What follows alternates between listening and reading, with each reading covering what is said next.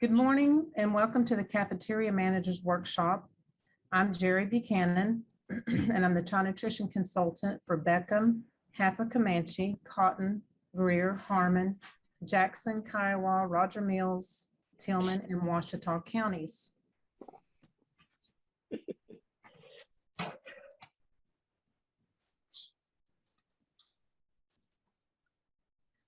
Okay, our objectives for the day, and I do have a couple of other consultants that are going to team teach this with me, but we're going to talk about meal patterns and components, offer versus serve, crediting information, record keeping, menu planning, some additional requirements, and other programs.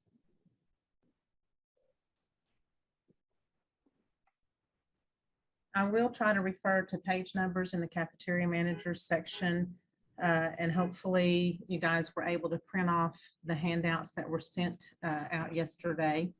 So let's start by talking about meal patterns.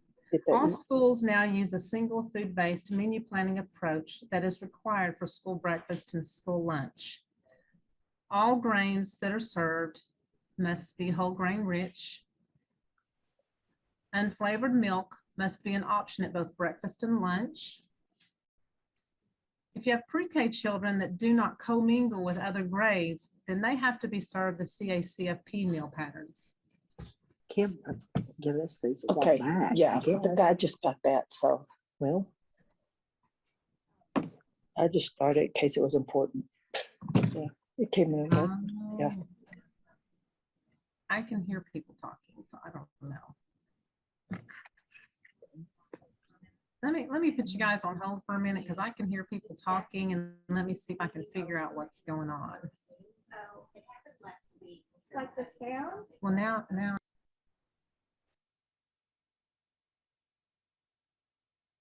Now. Did you join the meeting? Mm-hmm.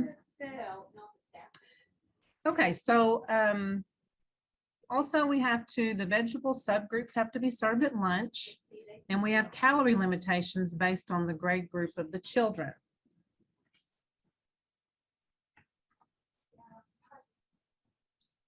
You're seeing all of the conversations within the staff. Okay, hang on, guys. All right. Well, ask them if they are. Can they see? Ask them if they see pop-ups from the little purple boxes. Can you guys see pop-ups coming up Under our chat. on the right side? But last week that was happening. So, okay, we'll carry on. I'm sorry. Okay, sorry.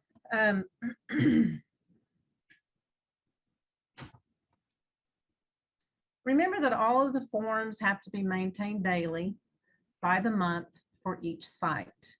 We have to have paperwork trails so that we know that all of the minimum meal pattern requirements and things are being met. So you got to keep up with your paperwork.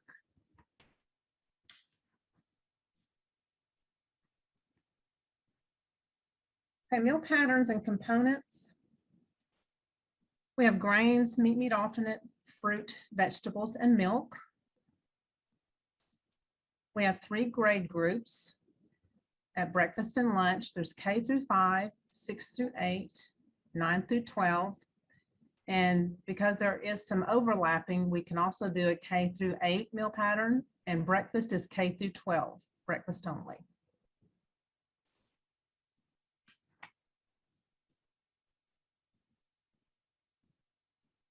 Specific nutrient standards must be met. For calories, there's upper and lower limits.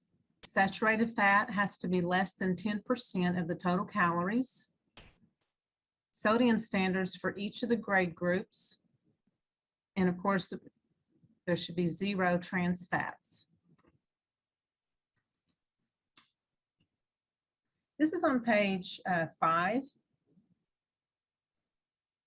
There are some overlap of the grade groupings. If you look K5, 6, 8, there is a caloric overlap at breakfast, 400 to 500. Lunch is 600 to 650. And then there's also an overlap for breakfast, 450 to 550.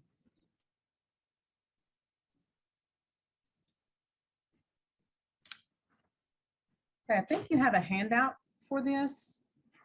And it is on page 6.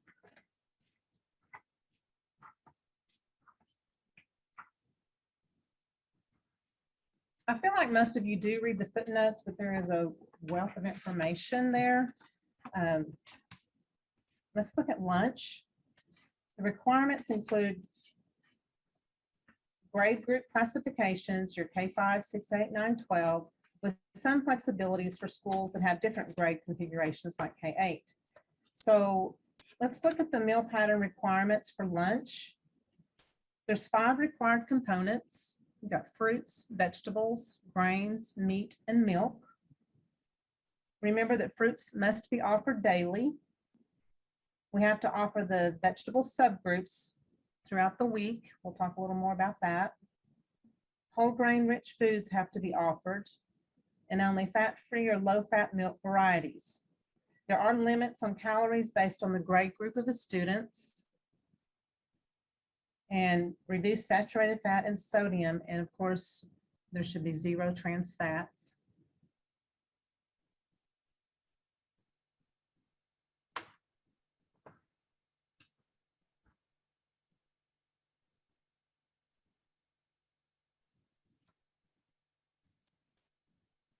I'm going to look at some of the footnotes on that.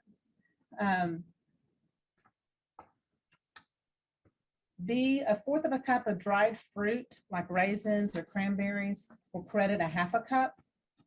1 cup of leafy greens counts as 1/2 cup. So 1 cup of leafy green is 1/2 cup, but if it is a dried fruit, it's going to count double. No more than half of the fruit or vegetable offering can be in the form of juice, and all juice has to be 100% full strength.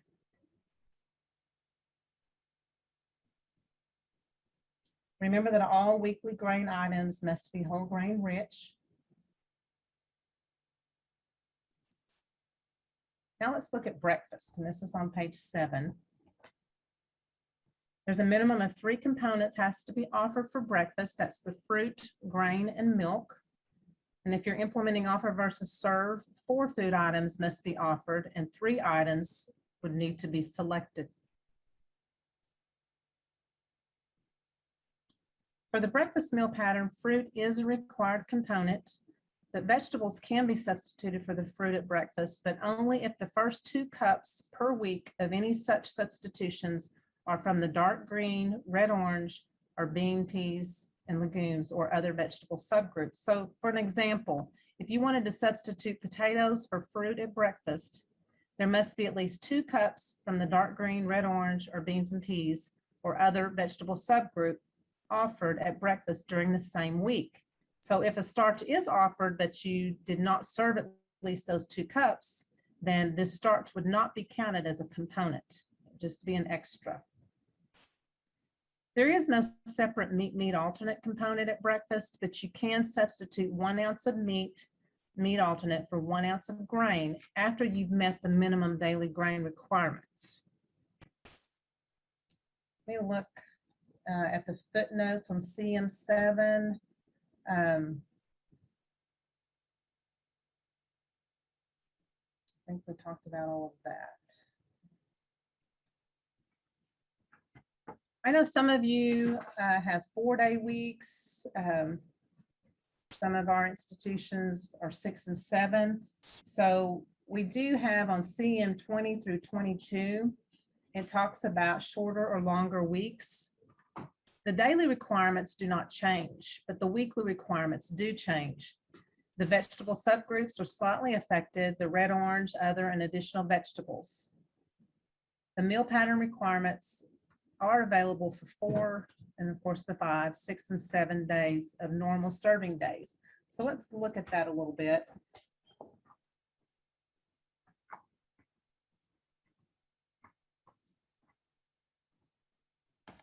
For example, if you are, I know some of you are on the 4-day, let's look at the 4-day week for lunch.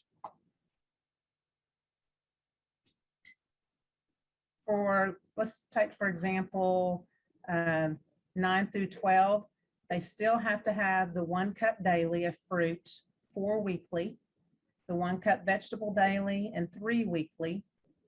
And I'm looking at the chart on page CM21 if you want to refer to that.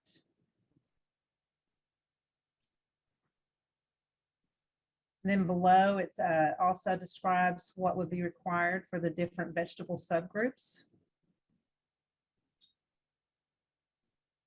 So I know I have several schools that were on the 4-day. I don't know what this year is going to look like. So you can refer to these charts for that.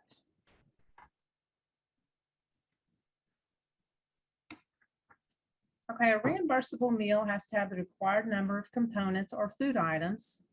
The portion sizes planned and served must meet the meal pattern requirements. And then, of course, they've got to be monitored to be sure that they are reimbursable. Remember that your planned portion size should be what is served. For example, we know that a high schooler needs to be offered a cup of fruit, cup of vegetable, but they can elect to take a half a cup, but your production records need to say that 1 cup because that is what is planned.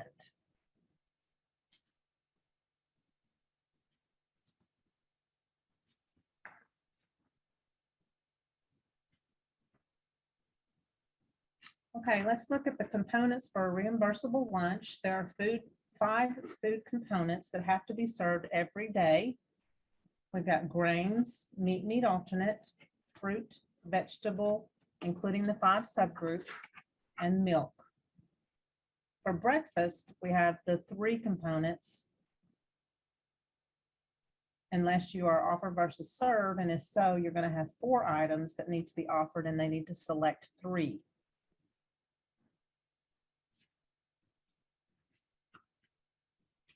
So let's look a little bit about the grain requirements. And I think this is talked about on page 10 and 36. There are no maximums for the grains that you serve, but you do need to keep in mind the calories and the limits that you have for your grade group. And we've kind of been spoiled a little bit and not had to have the 100% of your grains being, or all of your grains being 100% whole grain rich. You can apply for a waiver, but the waiver, it's not because your kids don't like it. It would be because you absolutely cannot get certain things. So let's look at the slide. You have to offer daily and weekly the minimum servings of whole grain rich products.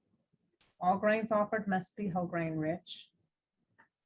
You will have to offer more on some days to meet the minimum requirements. And schools may count no more than 2-ounce equivalents on grain-based desserts per week at lunch. And the smallest credible amount of a grain is 1/4 ounce.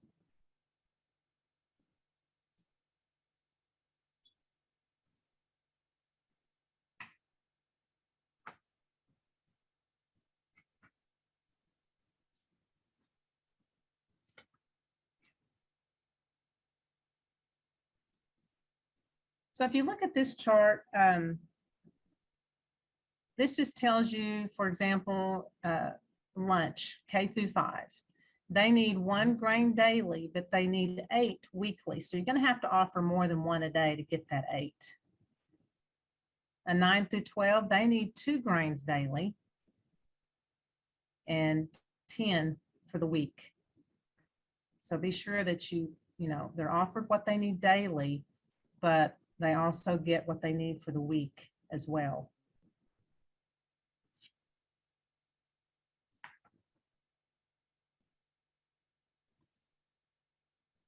Okay, how do you identify a whole grain rich product?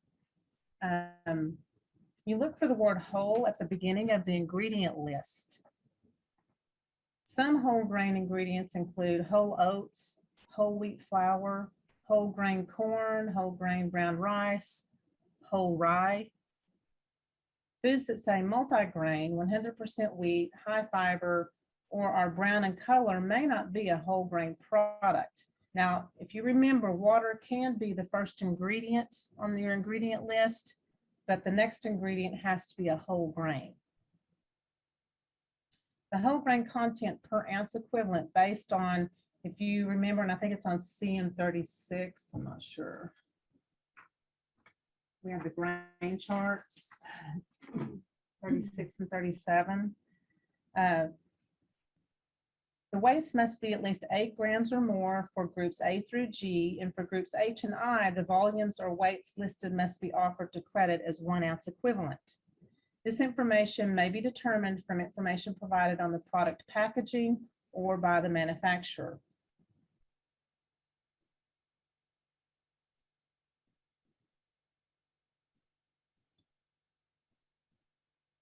So if you look on page 35, if you have your book with you,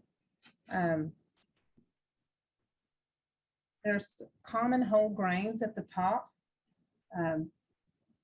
There's wheat, corn, oats, rye.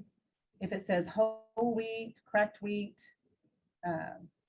rolled oats, oatmeal, whole corn, these are just some of the terms that you need to look for when looking for whole to determine if it's a whole grain.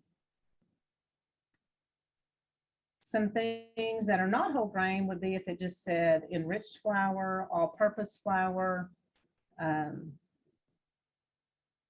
white flour, things like this. So we're going to look a lot for that word whole corn, whole grain pasta, things like that.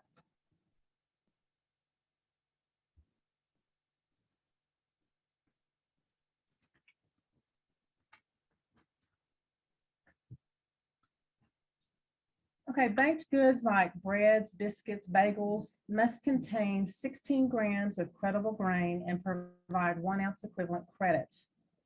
Cereals like oatmeal, pasta, brown rice, they have to contain a 1 ounce or 28 grams of dry product or 1/2 cup cooked cereal, pasta, rice, and provide 1 ounce equivalent credit. Ready-to-eat breakfast cereals has to contain 28 grams or 1 ounce. 1 ounce equivalents would be like for cornflakes, a cereal that's a flake would be 1 cup or rounds. 1 1/4 cups of a puffed cereal like Kix or something like that, and 1/4 cup for granola.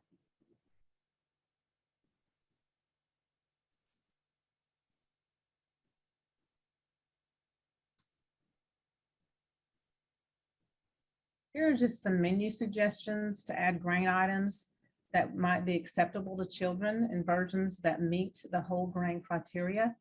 There's ready-to-eat cereals, cooked breakfast cereals like oatmeal, cream of wheat, granola bars, cereal bars. I think if you remember, the cereal bars are going to be in group E on your grain chart. Pancakes, waffles, bagels or muffins, breads, rolls, hamburger buns, hot dog buns, tortillas, taco shells, pretzels, pita pockets, cornbread, crackers. I think one of the things that is a little bit challenging for you is just to be sure, like, you know, all of your kids up through grade 9 are going to need at least 1 grain a day, but your high schoolers need 2. So sometimes in your menuing, you have to be a little bit creative to be sure that those high schoolers are getting their 2 grains.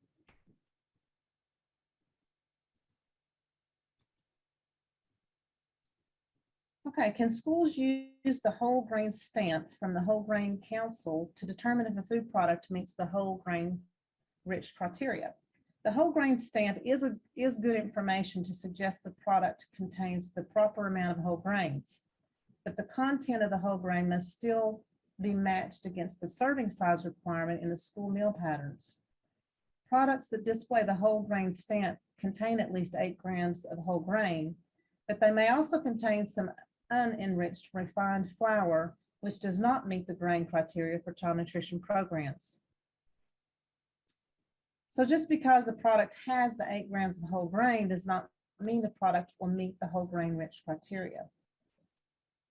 You can get additional guidance on some whole grain rich criteria. There is a memo, it's called S like Sam, P like Paul, 30-2012, and the whole grain resource for the National School Lunch and School Breakfast Programs. This is at the fnsusda.gov website. I did look on CARS and I didn't see any additional information. And I don't know if this is on your slides, but we can probably type that in the chat if you guys want that website.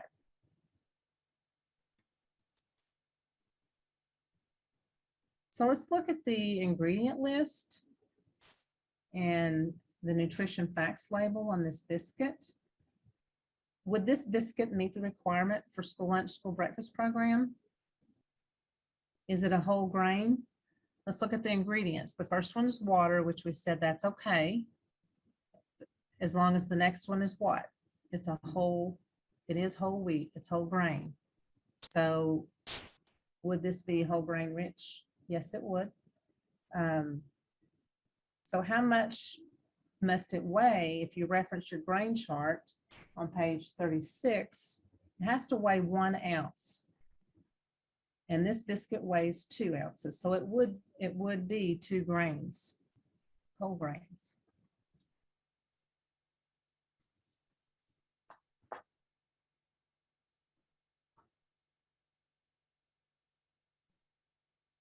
Okay, not all sliced bread is the same, and I did see this way back when we actually got to come into your schools, that some of your breads are not 1 ounce slices, they're 0.9.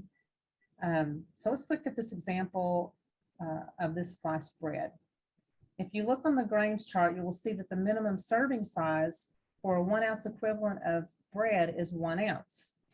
And like I said, when we look at your nutrition facts, some of you, yours is only 0.9 ounce. So you couldn't just serve 1 slice of bread and that equal a 1 ounce equivalent. So you'd have to serve 2 slices to meet the minimum requirement or required serving size. And if you see on this, on the slide that the one on the right, it's only 26 grams or 0.9 ounce. The other one, 28 grams is 1 ounce. So it would meet the one on the left.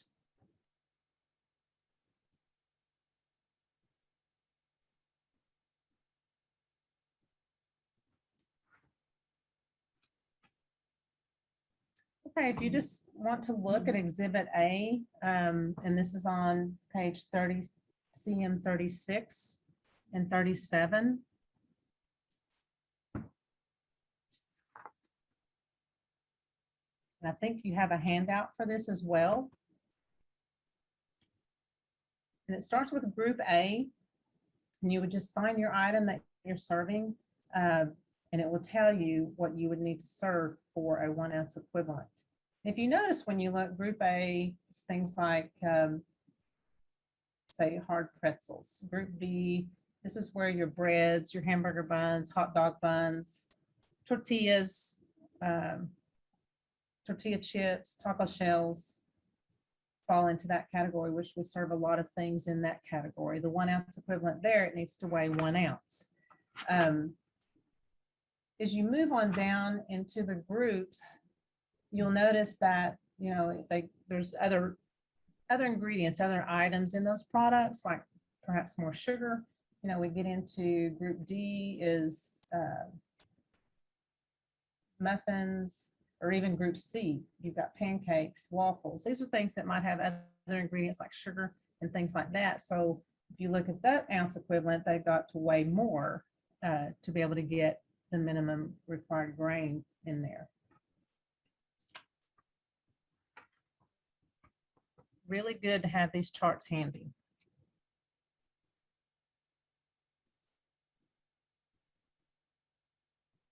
You cannot count more than 2 grain-based servings or 2 ounce equivalents per week toward the grain requirement. Desserts need to be whole grain rich if you want to count toward the whole grain rich requirement. And it would not be allowed for pre-K students who do not commingle with other students, because they have to be served the CACFP meal patterns, and they are not allowed desserts or sweet items.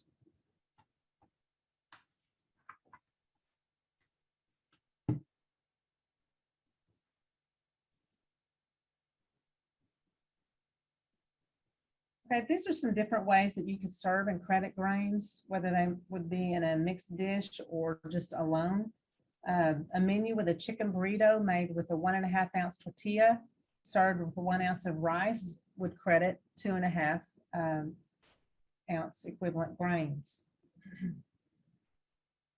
Spaghetti that weighs 1.5 ounce per serving, along with a whole wheat roll that weighs 0.75 ounce would credit 2.25 ounce equivalent grain. You could serve rice pilaf as a 1 ounce equivalent grain.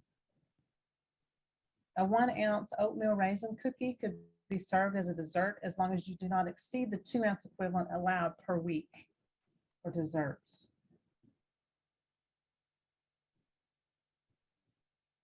And remember, and we've talked about this, you not only have daily minimum requirements for each grade group, but you also have those weekly requirements that you need to be sure you're meeting.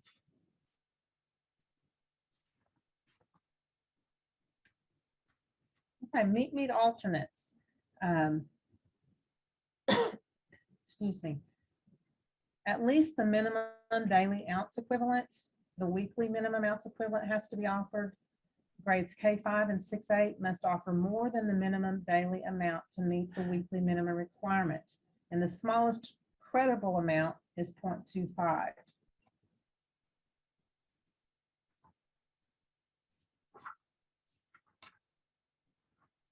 If you go back and look at your minimum meal pattern requirements and the meat for lunch, your K5 and 6-8 need 1 ounce per day. K5 needs 8 per week. 6-8 needs 9 per week. And then when you look at the 9 through 12 grade grouping, they need 2 ounces per day and 10 per week.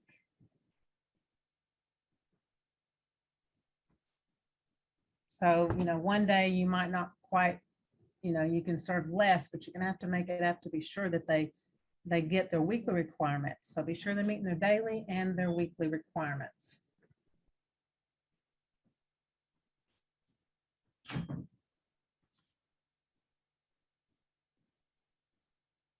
And remember, you can do the 1 ounce equivalent of meat alternate and count as an additional 1 ounce equivalent of grain, but that's only after the grain requirement has been met. Sorry.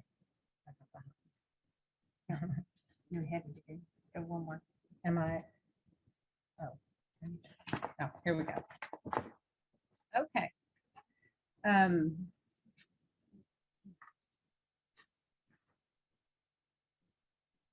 There are 3 requirements noted in the updated meal pattern requirements for meat alternate component.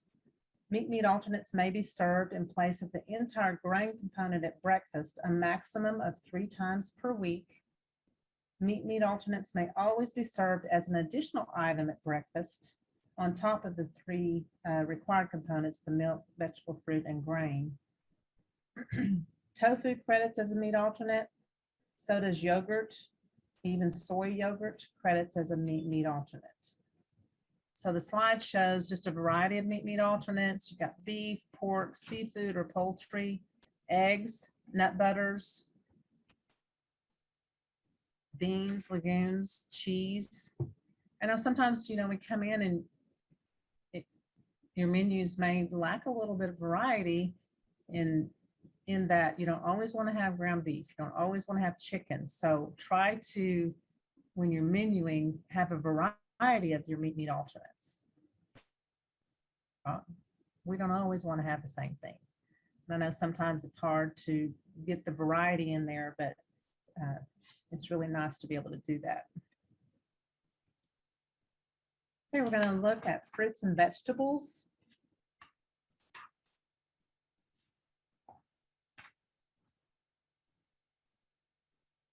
Let's look at the fruit component at lunch. Am I still behind? Yeah, click it. Thank you. Maybe I should let you, I'm gonna let somebody else do my clicking because I can't seem to stay up on my slides. The fruit component, remember you offer daily and you have your weekly minimum servings. The minimum amount of any fruit or vegetable that will credit is 1/8 of a cup. So I know sometimes on a CN label on a pizza, it'll tell you how much meat alternate and how much grain, and then it'll say 1/8 cup of the red orange. You can credit that, but that's the minimum quantity that is credible. You may select more than the minimum if the calorie restrictions averaged over the school week are not exceeded. Remember that your fruit or vegetable can be met with juice, but no more than 50%, and that the juice has to be pasteurized and 100% full strength. Again, at lunch, remember, if you look at your minimum meal pattern requirements for fruit, K through 5, they have to have a 1/2 cup daily, 2.5 per week. 6 through 8 is the same, but grades 9 through 12, your high schoolers have to have 1 cup daily or 5 cups weekly.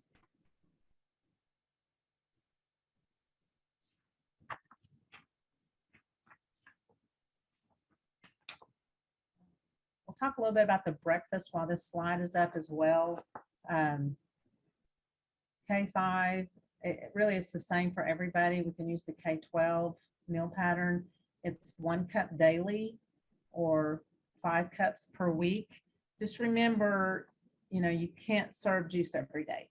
You're going to have to serve at least, if you did a 1/2 cup fruit, 1/2 cup juice, that would be fine. That would work.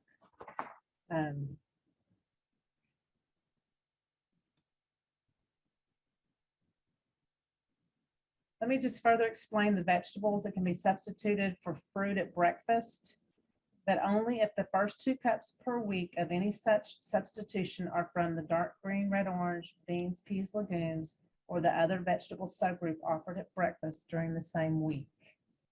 For example, to substitute potatoes for fruit at breakfast, there must be at least those 2 cups from the dark green, red, orange, beans, legumes, or other vegetable subgroup during that same week. I know I've already said that, but let's say it again.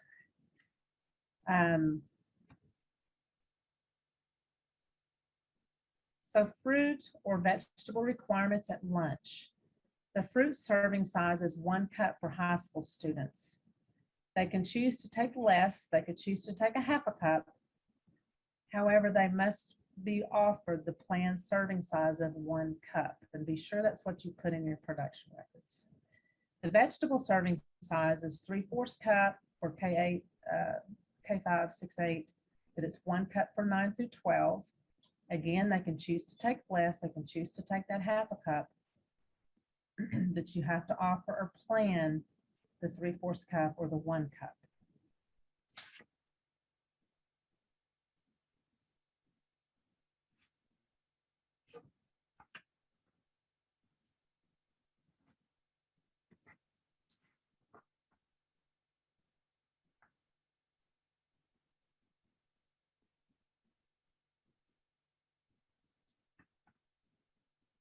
I think a really good thing to have and to look at to help you be able to serve the proper subgroups. It's on page CM9, and I think maybe you have a handout of that. It is vegetable subgroups for the child nutrition programs. You have to know where those vegetables fit in to be sure that you're meeting all of the subgroup minimums.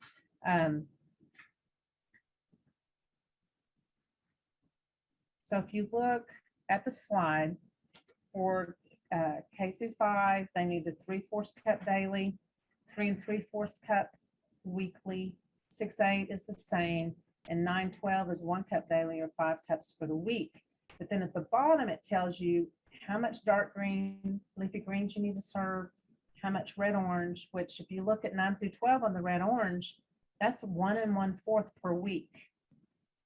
Seems like that would be hard to meet, but it's really not, but you just need to be aware of that and be sure, you can put tomatoes in their salad. You can count any, tomato sauce, things like that, carrots.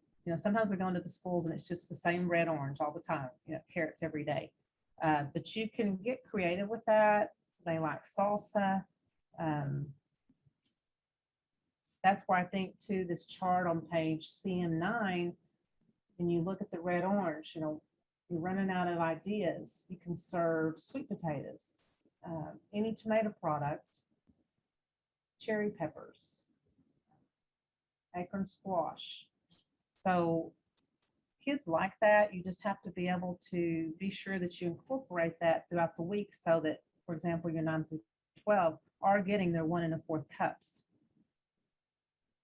Legumes is a half a cup for everybody. Starchy is a half a cup for everybody. Other is a half a cup for K5 and 6-8, but grades 9 through 12 need 3/4 of a cup.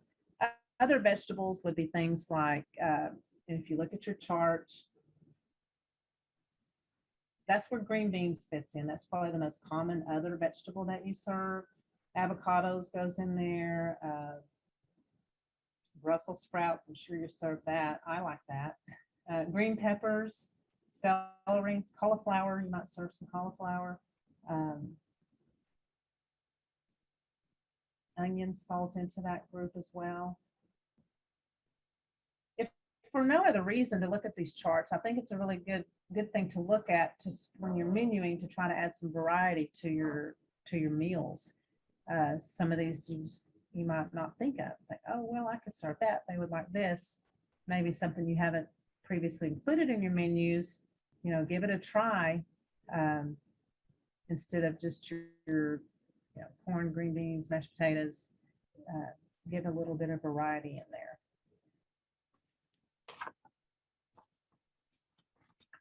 These are just some examples of some leafy greens. Remember your leafy greens, if you serve the 1 cup, it's going to credit half a cup.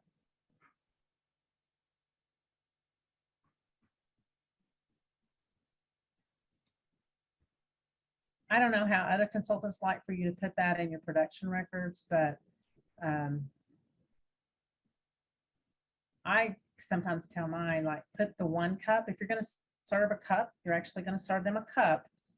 And then maybe in parentheses, you can put a half a cup. That's what it's actually going to credit. But that's we don't want you to put what it credits. If you put a half a cup, we're going to think it's only going to credit 1/4 a cup. So we want you to put in there what you're actually serving. So some red orange vegetables. We went over some of these a little bit ago. Probably the most common that you're serving is carrots, sweet potatoes, and tomatoes.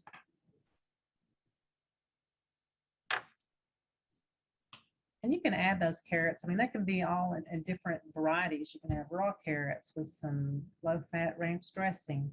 You can have cooked carrots. You have some carrots in salads. So, there's different varieties, different ways that you can serve these things. Tomatoes, tomato products, like your spaghetti sauce that you make, or a lot of times you're seeing labels for pizzas will give you crediting information for your red orange as well.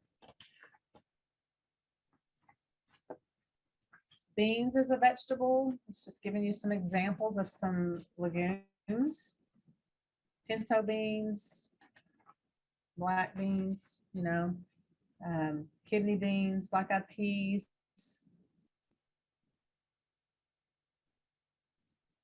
Sometimes I've had schools that have trouble getting in their beans and legumes, but if you're going to do, school starting back, it's hot outside, you're going to do maybe a sub sandwich, do some baked beans or pork and beans. There's your beans right there.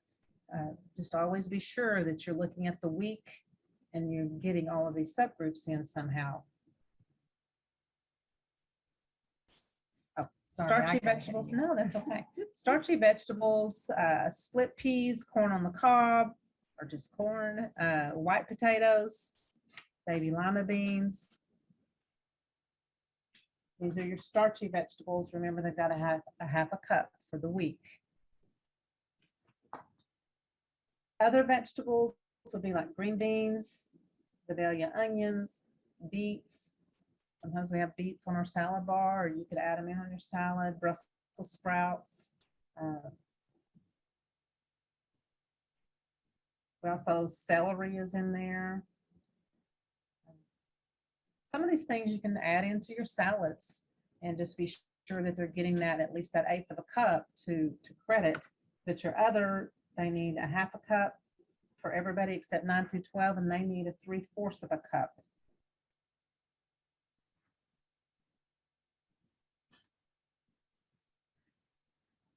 Okay, and this is something that we see sometimes. I just want to mention that these items are not vegetables, even though it has a picture of a potato on that Lay's bag. They may have some potatoes in there, but it does not credit as a vegetable, nor do the veggie straws. They do not credit as a vegetable.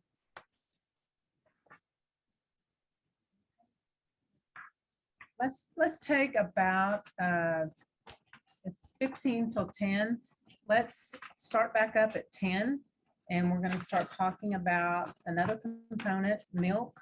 And so take a little break and we'll be right back.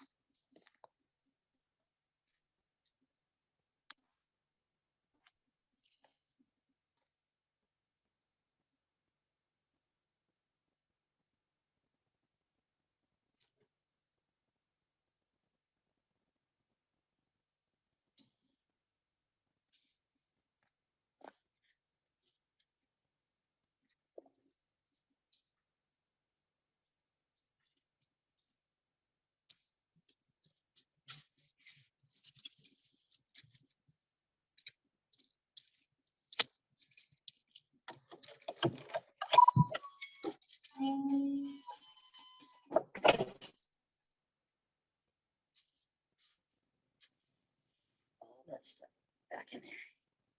Yeah. Microwave. Okay, everybody, it is a little bit past 10, so we are going to get started. All right, we're going to talk about the fluid milk component. If you notice the red bullet, you are required to offer the unflavored milk at breakfast also. All milk offered must be in a 1 cup serving size.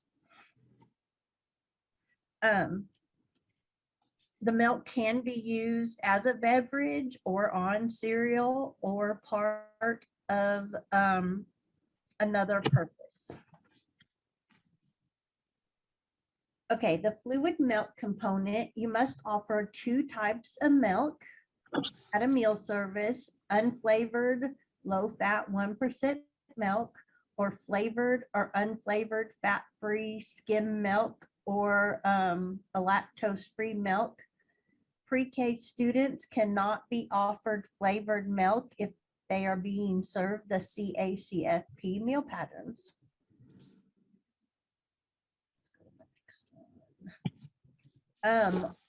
Water does not substitute for milk. However, in accordance with the Healthy Hunger-Free Kids Act of 2010, water must be available to students during a meal service. Operators may not offer water as an alternative to milk, as water is not considered part of the reimbursable meals. Schools who have a water fountain in the dining area are meeting this requirement. Remember, water cannot be offered instead of milk or in competition with milk. So that means if you have, your milk on the line, you cannot have water on the line. It can be offered after the serving line after the reimbursable meal, but you cannot have water on the serving line. We have always had the rule about not restricting the sale of milk in the regulations at 210.10 little d 44, restrictions on the sale of fluid milk. A school participating in the program or a person approved by the school participating in the program must not directly or indirectly restrict the sale or marketing of fluid milk as identified in paragraph D1 of this section at any time or in place or any place on the school premises or at any school-sponsored event. The undersecretary has been contacted several times about the practice of offering students choices between the required fluid milk component and other beverages, mostly water or juice. School districts must understand that the FNS policy prohibiting the practice of offering choices between milk and other beverages. Fluid milk substitutions. The fluid milk substitution applies to all of child nutrition programs, national school lunch, school breakfast, after-school snack, special milk, CACFP, summer feeding, seamless summer. Schools may substitute a non-dairy beverage nutritionally equivalent to fluid milk. Indicate on the SFA's agreement at the beginning of the school year and have the parent or medical authority complete the milk substitution request form on CM 124. And your reference page to this is CM 110.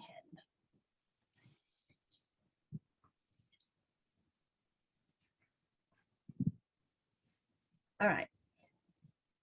The milk substitution rule does not apply if a student has an IEP or a 405 or a 504 plan. This information does not apply. As always, anything requested on the IEP or the 504 must be furnished exactly as requested. Schools must offer a substitute for a child with a medical or special dietary need at the request of a parent. The school has discretion to offer milk substitutes as part of a reimbursable meal to all children without medical or special dietary need if a parent simply makes a request. If the request is made with a medical statement signed by a medical authority, the FSA must modify the menu for the child.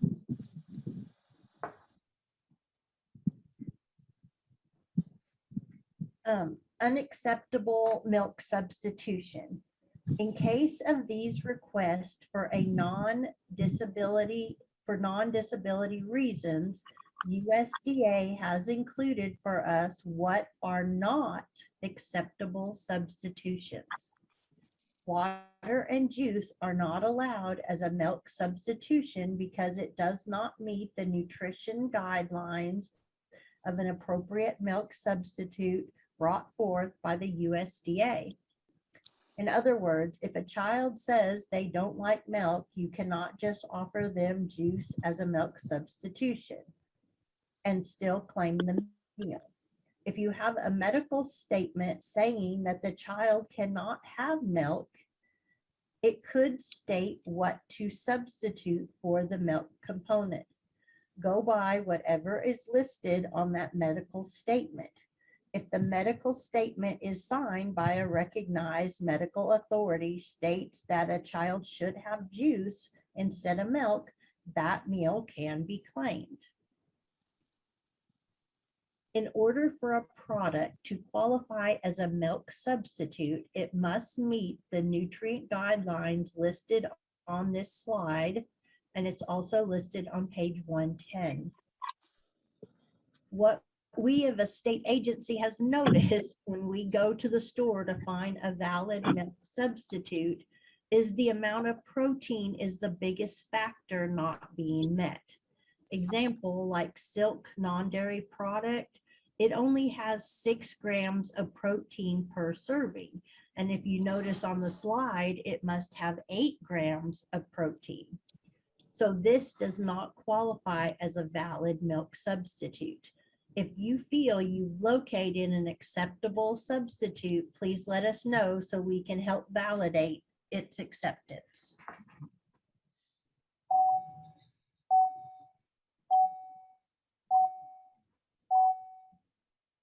It's this lady's car. Can y'all mute your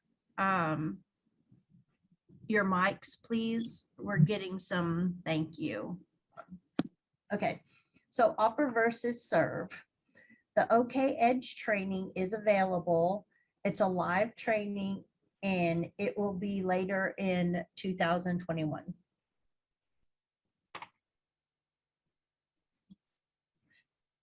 Okay. Your reference page in the cafeteria manager's training manual is CM 24 through CM 28. Offer versus serve allows students to choose or decline food items. It reduces plate waste and can save the district money by only preparing the number of students that will take the food item.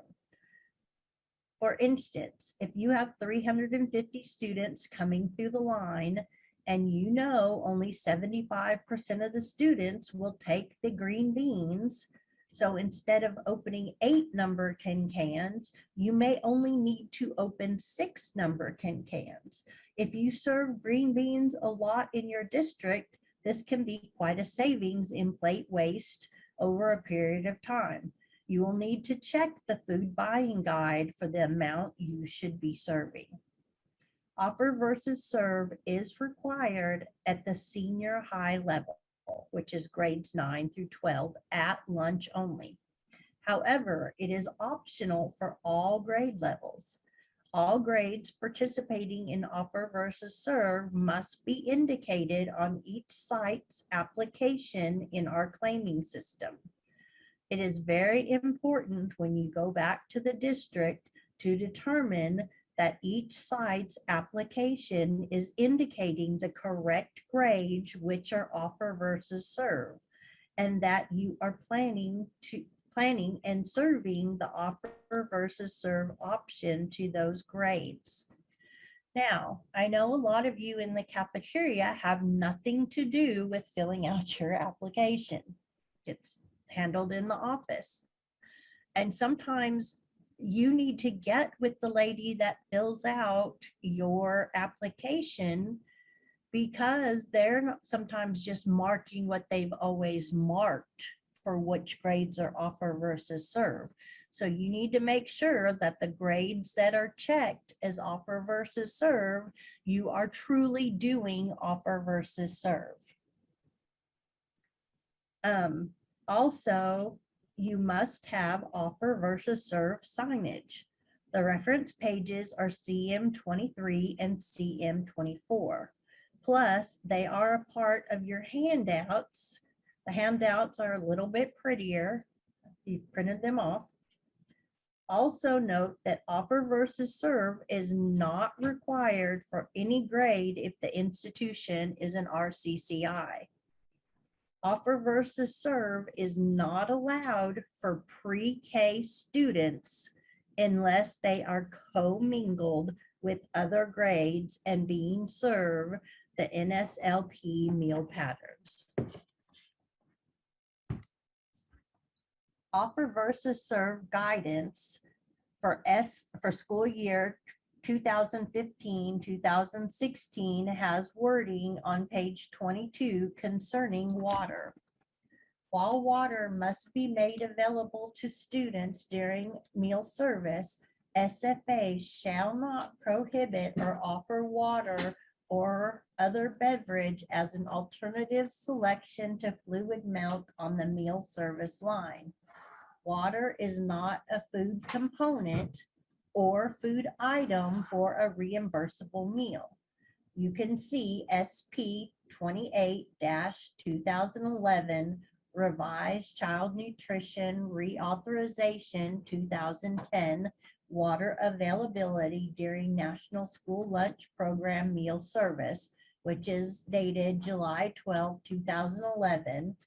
And you can go to the website www.fns.usda.gov/water-availability-during-meal-service.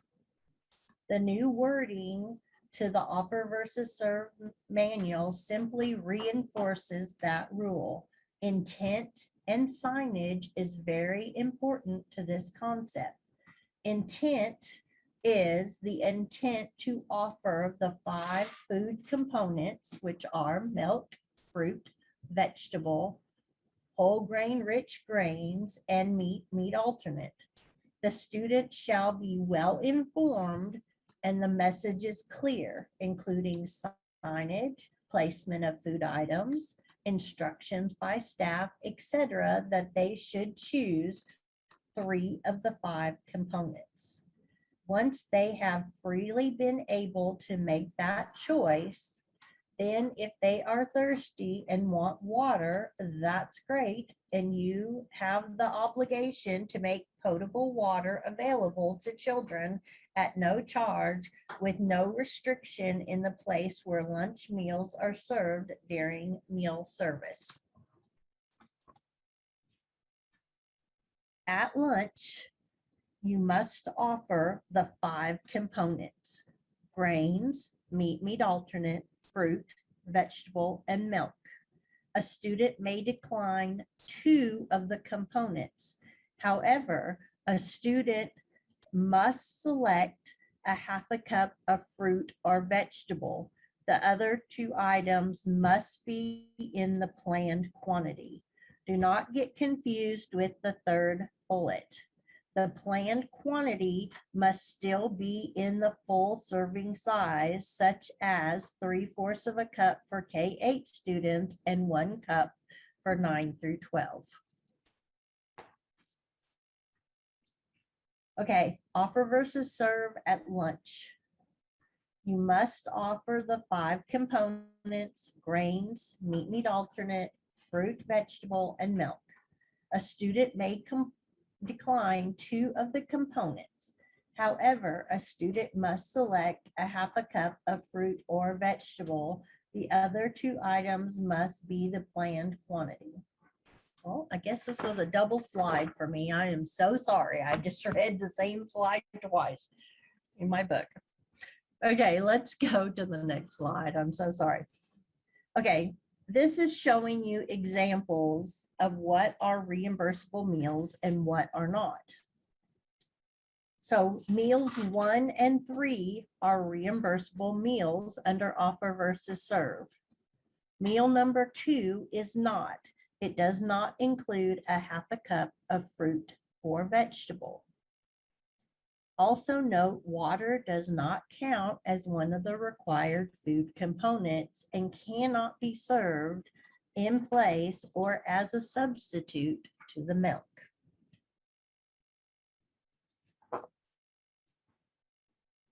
Okay, offer versus serve at breakfast.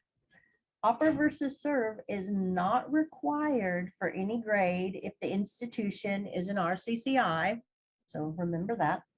Offer versus serve is not required at breakfast for any grades. Remember, if a school district implements offer versus serve for breakfast, they must indicate what grades are participating on attachment H. Breakfast is a lot different from lunch with offer versus serve. We know for food items, are required to be offered. Schools may substitute 1 ounce of meat alternate for 1 ounce of grains after the minimum daily grains requirement is met. The menu planner should plan consistent number of menu items daily, communicate to your staff, educate the students and the staff on what a reimbursable meal is in offer versus serve.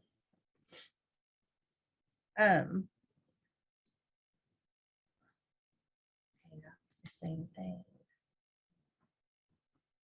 Okay, let's go to the next.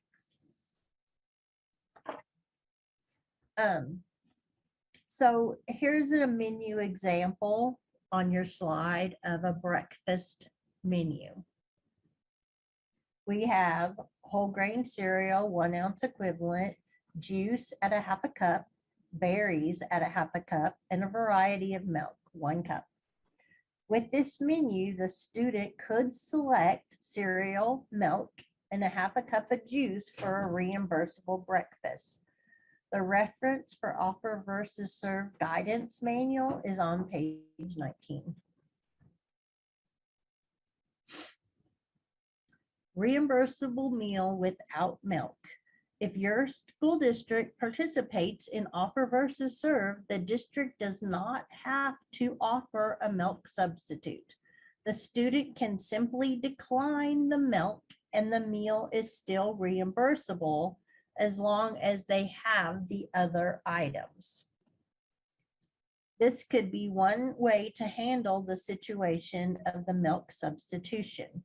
Remember, you do not have to offer a milk substitution. This is only required if you have indicated on your school's agreement that you are offering milk substitutions. But milk does not have to be taken. It just has to be offered.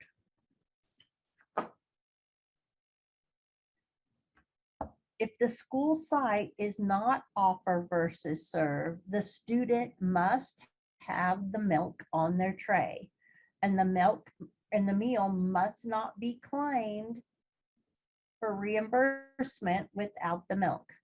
If the medical statement signed by an appropriate medical authority, the statement must be followed. If the school site is feeding pre-K students and not commingled, they must have milk on the tray. Prepackaged meals like bagged or grab and go. Prepackaged meals are allowed at all age grade levels. For senior high schools, if this is the only system available for National School Lunch, offer versus serve for all or some components must be implemented. These schools are encouraged to have some food components, food items with choices and or the option to decline, such as fruit or milk. If these meals are offered as part of breakfast in the classroom, field trips, or for students leaving the campus for work study, offer versus serve is not required even at the senior high level. Just remember, you must always have milk available on field trips, breakfast in the classroom, etc. Okay. Meals be pre-plated? If so, how many at a time? Okay, we had a question if meals could be pre-plated and how many at a time. Well, that's going to go back to what grades you checked in offer versus serve. If you only have, if this is lunch and you only check the boxes for high school, which is required, then all the younger grades, yes, you can pre-plate. 3K through 4th, yes. If pre-K is commingled and they're with the other classes, pre-K through fourth, yes, you may pre-plate. Now, I wouldn't go crazy and pre-plate a lot because I personally don't want cold pre-plated food that has been sat out for a while. I would, if I'm coming to do a review, I don't want to see that where there's 20 plates just sitting there and they've been sitting there for 20 minutes. Flies can get on it, whatever. Many things can happen. But I do understand if you're going through a line and they're coming within 2 minutes, you want to get a little bit ahead, and that is acceptable. But just think about a meal that you're going to want to pick up. Okay. But now, if you have checked those boxes where those younger grades are offer versus serve, you may not pre-plate a meal. Okay, because that is not offer versus serve if their meal is pre-plated. And just off asking them if they want gravy or not, that's not offer versus serve. Okay. Offer versus serve training. You want to go over with your staff and students so that they know what choices constitute a reimbursable meal. Staff training is required annually. Smoothies with fruit and milk are another popular combination food offered at breakfast. If there is at least 1 cup of milk and at least a half a cup of fruit or juice in the smoothie may count as 2 food items for the purposes of offer versus serve. A student would need to select 1 additional food item in order to have 3 total items for a reimbursable meal. The offer versus serve guidance manual on page 20 will go into this in further detail. Another reference is USDA memo SP 10-2014. Smoothies offered in CNPs. Okay, we're going to talk about crediting information. The food buying guide, CN labels, product formulation statement, and standardized recipes. Also, tomorrow on Zoom at 10 a.m., there is a food buying guide training. Okay, the importance of the food buying guide. Now, some of you I know have been there forever and you have a food buying guide. If you are new, find the food buying guide. This is a very important option for you. The food buying guide tells you what food items are allowed to be served in the child nutrition programs. The crediting information, example, meat, cheese is a meat alternate, vegetable subgroups. It tells you all these things. How many servings you will get from a specific quantity of food. What quantity of raw product will provide the amount of ready to cook food called for in a recipe. The food buying guide now has an interactive food buying guide on the USDA website link showed here on the slide. They also now have an app that you can download on your phone. This app is amazing and it is so easy to use. I would suggest getting it. All of us consultants, we carry it on our phones, so you don't have to drag out the big thick book and carry it with you. Also, they have released a printable version as well. The cover is shown on this slide and the printable version is on our website. You can go over the basics of the food buying guide, and we're going to talk a little bit about what each column means, foods with a standard of identity, and products that can be served as a credible component. Any food shown in the food buying guide can be served to students at a credible food component, except the foods in the other section. For example, when you go back to school and get your food buying guide and look up bacon, USDA considers bacon a fat, not a meat alternate. Therefore, you will only find it in the other food section. A district can serve these type of items, but they will be considered extra and must be included in your analysis. This slide shows you a little picture of what it looks like in the food buying guide app. It's compatible with iOS phones and with the Android. You can search and locate yield information for foods typically served in child nutrition programs. You can compare yield information to determine the foods best to meet your program needs. You can create favorites lists of food items, email and print search results and food comparison in the favorites list. Okay, this kind of shows you when you are in the food buying guide itself, how the tables are set up. The book has 6 columns. The food buying guide book and the app version, they have a yield table as well, but the layout's a little different than the online version. Food you choose to use must appear in the food buying guide exactly as shown on the label in the form you plan to serve. Or you must obtain a child nutrition label or product formulation statement. Here is an example of how a page or how the table looks in the food buying guide.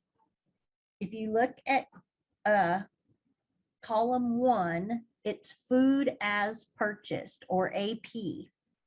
This column is where you find the name of the food item in the exact form as it is purchased.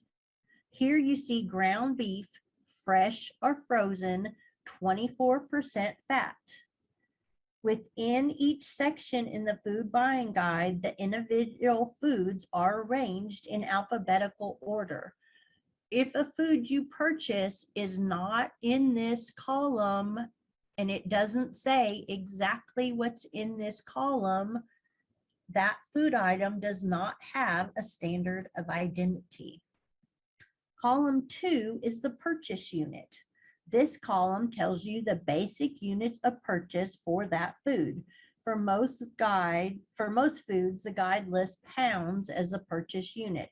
Example of common purchase units used in this column, but not limited to, example like a gallon, a number 10 can, a number 300 can, or say a 40-pound package of whatever. Column 3 is servings per purchase unit, or EP, edible portion. This column shows the number of servings of a given size for each of the purchase units in column 2. Like 1 pound equals 16 ounces, as you can see when ground beef 24% fat is cooked, but it shrinks down to 11.6 ounces per pound. This is the number of servings is based on average yields from good quality foods prepared in ways that result in the minimum of waste. Column 4 is serving size per meal contribution. This column describes a serving by weight, measure, or number of pieces or slices. Sometimes both measure and weight are given, or the measure and the number of pieces or slices. Sizes listed in this column are ones commonly used. However, they may not be in a serving size planned for a specific menu. Just remember, the quantities given in columns 3 and 5 will change when the serving size in column 4 is adjusted. Column 5 is purchase units per 100 servings. This column shows the number of purchase units you need for 100 servings. This number was calculated using the purchase unit listed in column 2 and the serving size by weight listed in column 4.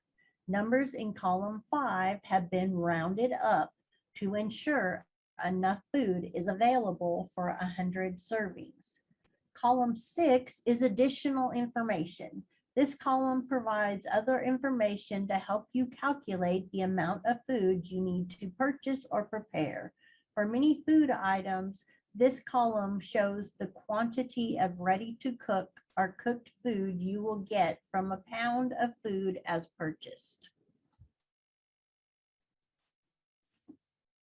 Okay, crediting information. In the food buying guide, it is important to note that like nuts and seeds, dry beans, peas, eggs, and cheeses may contribute to be used to meet all or part of the meat alternate components. This slide shows what the equivalents are for the other meat alternate. Remember, if you notice, the mentioned serving sizes to equal 1 ounce serving of meat alternate. So like nuts and seeds, peanut butter, 2 tablespoons of peanut butter equals 1 ounce. 1 large egg equals 2 ounces. A half a large egg equals 1 ounce. Dry beans and peas, 1/4 of a cup equal 1 ounce. 3/4 of a cup equal 1.5 ounces. Yogurt, 4 ounces of yogurt equals 1 ounce meat alternate. Natural cheese is ounce for ounce. Remember that beans can also be credited as a vegetable, but you cannot use both in the same meal.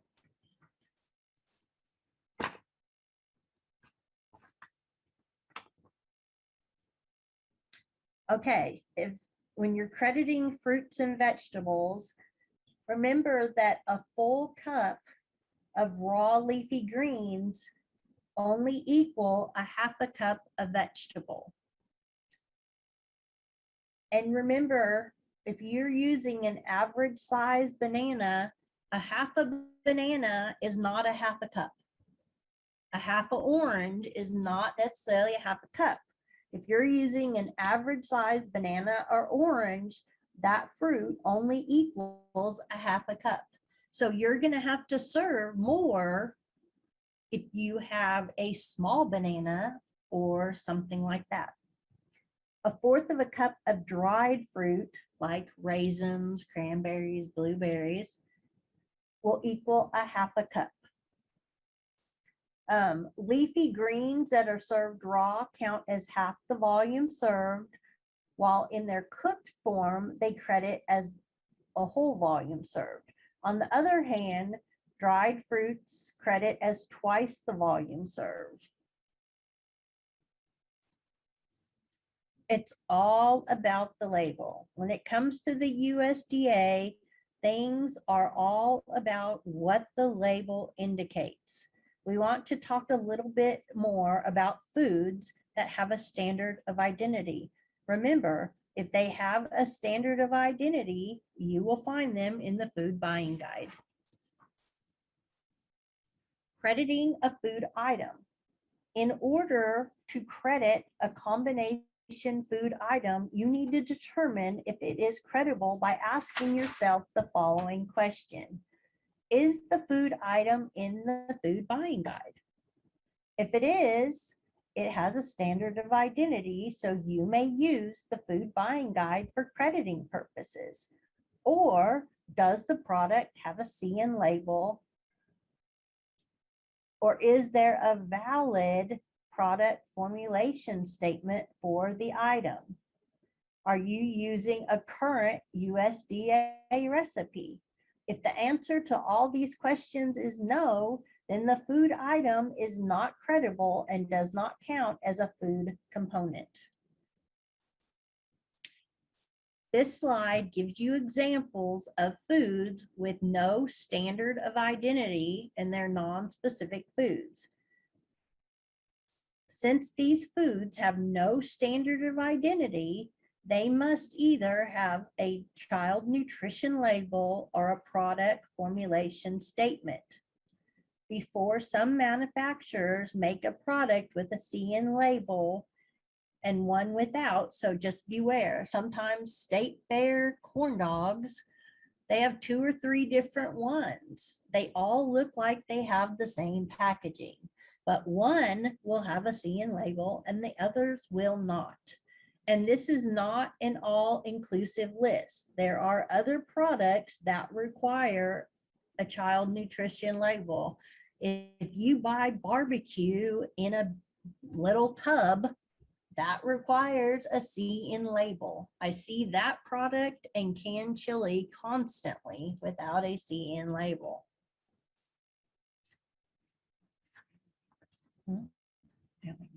Oh, deli meat. This is a big deal. You cannot serve deli ham or deli turkey or chicken without a CN label.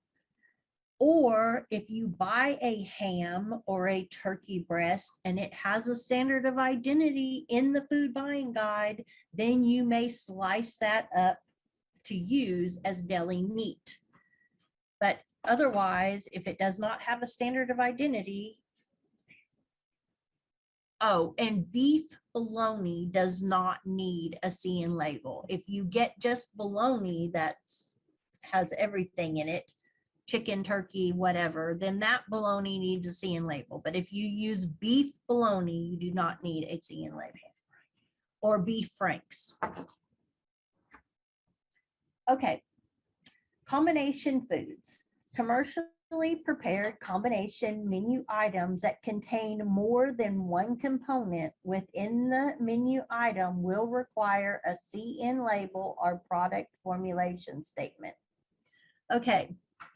Just because your salesman hands you this sheet of paper that says this credits child nutrition meat 1 ounce and bread 1 ounce, that is not a product formulation statement. Unless it has that CN label, it is also not a CN label.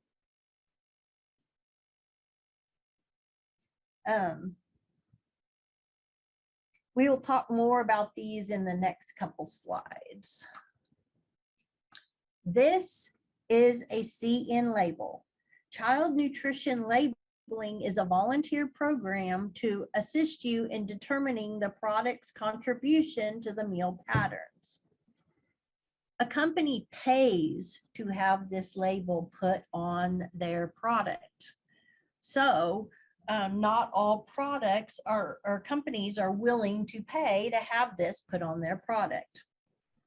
Every CN label will have this logo with the border around it, and it will have the letters CN, CN, CN. If you get a product that just has a square, but it gives you, says this is child nutrition information, that is not a CN label unless it has the CN, CN all the way around it. Also, all of it, you see the yellow arrow on the slide, that 6-digit product ID number must be in that box. The meal contribution statement. You must follow this statement and able to credit it correctly in your meal pattern. This 5-ounce pizza with ground beef and vegetable protein product provides 2-ounce equivalent meat alternate, an 1/8 of a cup serving of red orange vegetable, and 1.5 ounce equivalent whole grain rich grains for the child nutrition meal pattern requirement. Also, if you see, it will have this USDA number at the bottom, and it will have the month and year that it is approved. It will also have the statement that this is the logo and statement authorized by the Food and Nutrition Service. Now, this may be very tiny on the package and it is hard to read, but you must have this CN label and use the crediting. Also, you need to look at these from time to time. Don't just think you're ordering the same product over and over, and so you just cut the label off and don't look at it. They change. Crediting information changes on these. And sometimes it's once a year, sometimes it's in the middle if they change something in their product. So you really need to pay attention to this label, because I've seen it where this district thought they were ordering the same chicken strips that they've always done. Well, it always required 2 strips equaled the meat content they needed. Well, it changed and it went to 3 chicken strips in order to credit for the 2-ounce meat alternate. And they didn't notice that. So they were short for the entire school year up to that point because they had not read or noticed that the CN label changed.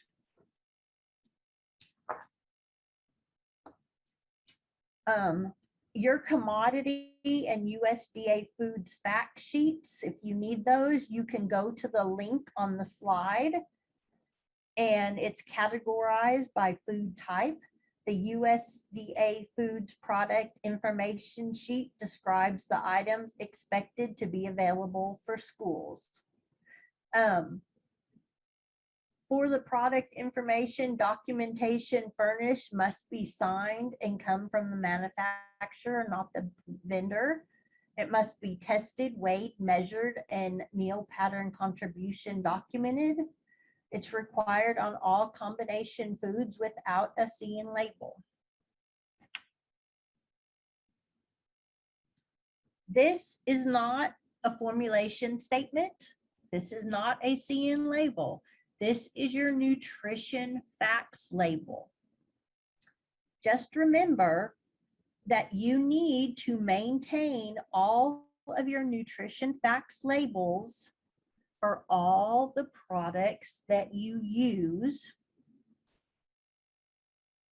because when we come to do your administrative review, we must have these so that we can be able to do a nutrient analysis if that's what we need to do. And we will need it on every product. If you are, using a gravy mix or whatever, your milk even, I need these on every product that you use. The nutrient facts label is necessary for the analysis, as well as to prove that no product has trans fat in it. Nutrition facts labels are not needed for fresh fruits and vegetables. Standardized recipes. Here is a link to the USDA website where you can find recipes geared for CACFP. When is a standardized recipe required? Anytime a recipe contains more than one ingredient that contributes to the nutritional content of a meal. If you are making green beans and you add salt, pepper, or butter, there must be a standardized recipe, because you did not just open and heat that can of green beans. If you add anything to it, you must have a standardized recipe.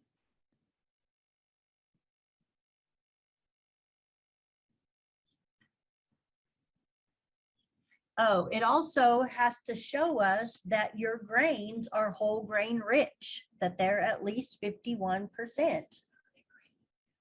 It's, we need the ingredient list with it, because that shows us what the first what the first ingredient is in that bread or grain product, and what the other ingredient is, so we can tell if that's whole grain rich. Okay, your reference page is CM 57 and 58. A standardized recipe may be defined as one that has been tested and adapted to produce the same good results, yield, and nutrients each time. It will only do this when the exact procedures are used with the same type of equipment, same quantity, same quality of ingredients every time. Standardized recipes offer many advantages, some of which include cost control, HACCP requirements, as well as to help ensure an accurate nutrient analysis if needed.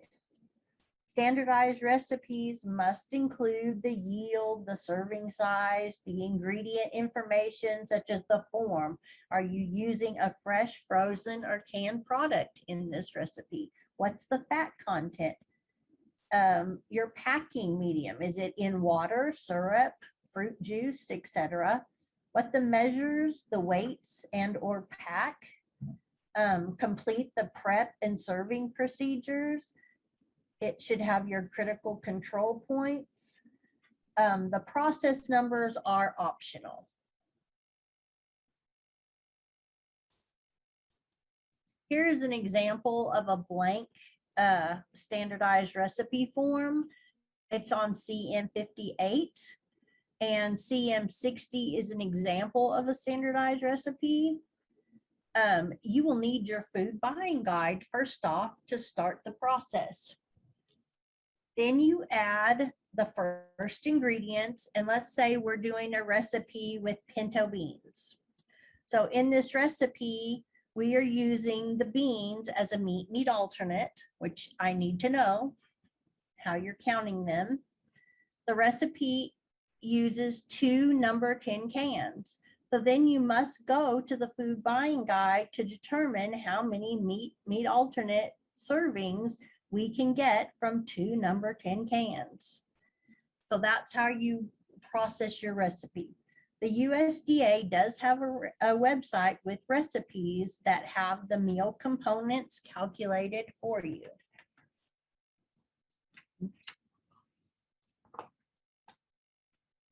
Here is a snapshot of our interactive recipe analysis worksheet that is on our website under cars. So this one has everything in it. You just add your ingredients and stuff, and it'll do a lot of the calculations and stuff for you because it's interactive.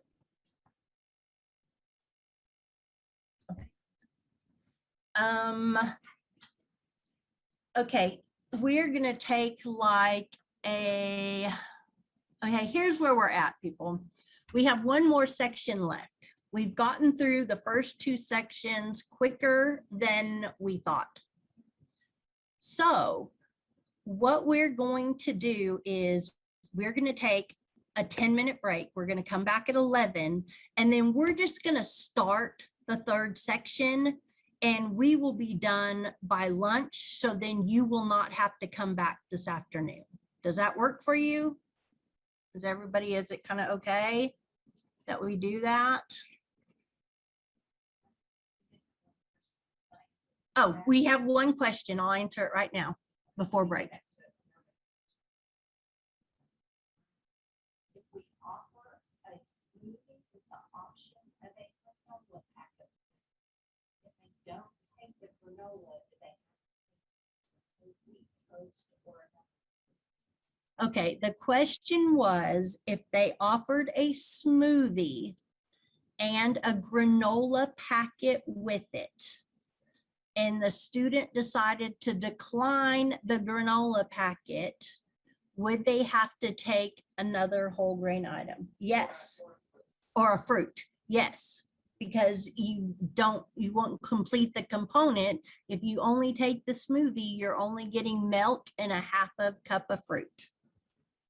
So yes, you would have to offer, and they would have to take another one of the 3rd item.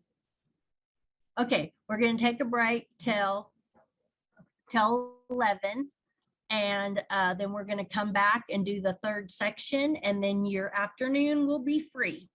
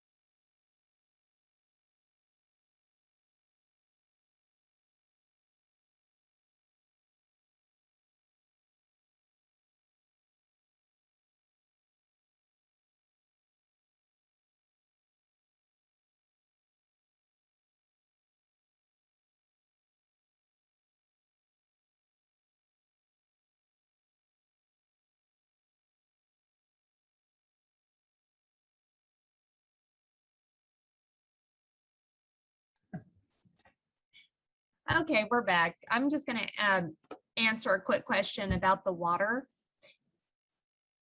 If you don't want to give out water bottles, which is fine, you don't have to. You just need to at least have like a pitcher of water with some disposable cups next to it, styrofoam cups or anything that the kids could get water if they wanted it. And then for some people, if you don't mind, or if you can turn your cameras off, that would be great.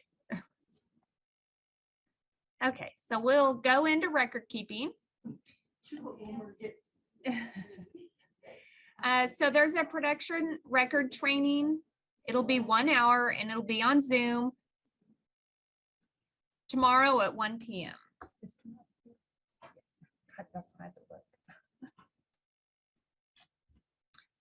Production records. All records must be maintained daily, month by month, and at each site. All records must be kept on site at the location approved on the institution's application.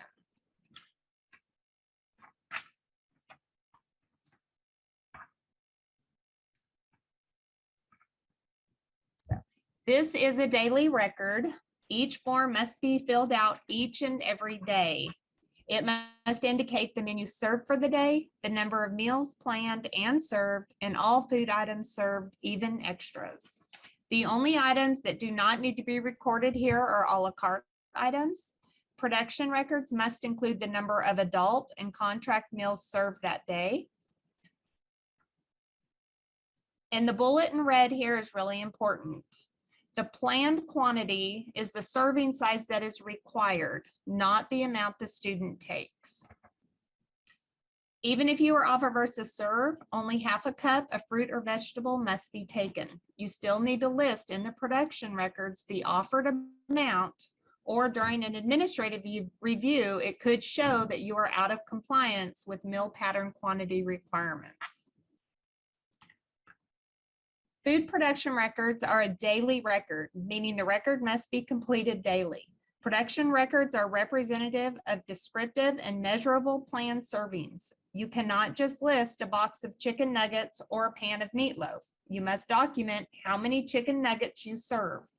A CN label product formulation statement may also be needed for this item. Any district not having production records up to date at the time of review may be assessed an overclaim. We've got to have production records to see what you're serving. Alternate production records are allowed, provided they have all the information as the state agency forms. Food production records. All applicable columns must be completed. Total quantity of food prepared, meal contribution, temperatures and times, grade group and planned reimbursable meals served, planned serving sizes, the required serving size, planned number of servings, a la carte, adults and contract meals, leftovers and comments, and actual numbers served.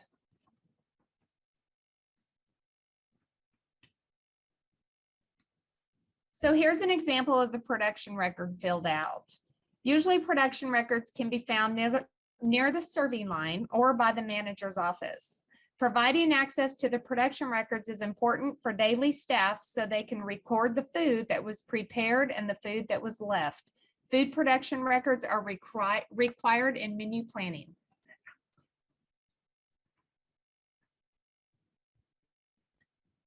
Must demonstrate how the meals contribute to the required food components, food items, or menu items for each day of operation. They also provide valuable historical information for future reference in planning menus. They must provide sufficient documentation to determine how much the school meals contribute to meeting the age grade appropriate nutrient standard over the school week, and include the amount of each item that is prepared and the amount of leftover food. If your district offers a salad or food bar that offers a complete meal, all the components must be on the bar and it must be made clear to the student what they need on their plate to be reimbursable. This offering must also be included on the main production record. Food bars are often used to encourage a wider consumption of fruits and vegetables.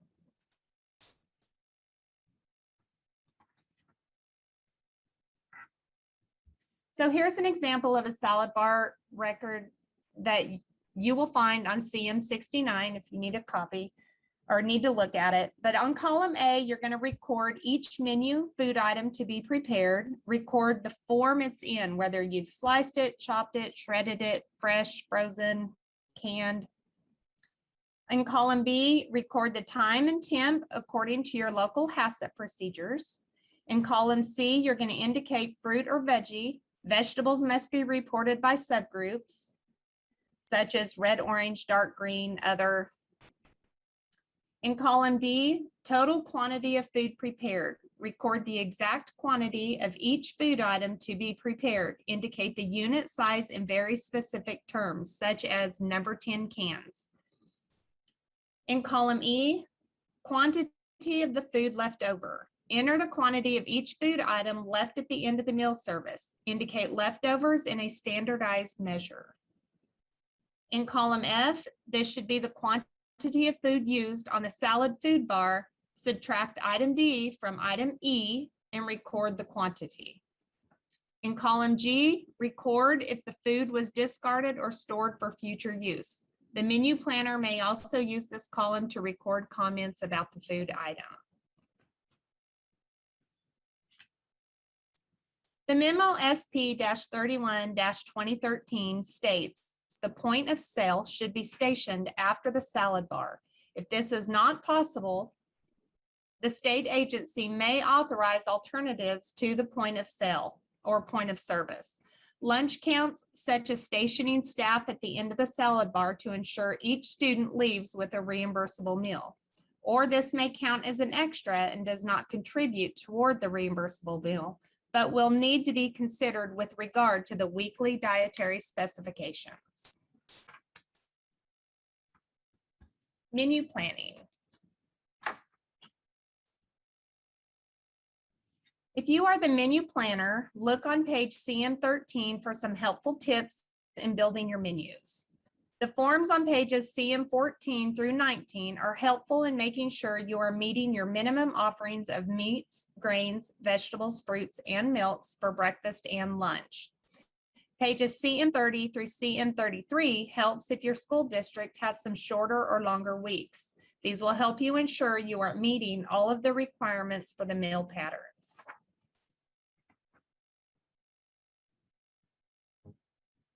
USDA regulations state that schools must make substitutions in foods for students who are considered disabled under 7 CFR Part 15B and whose disability restricts their diet.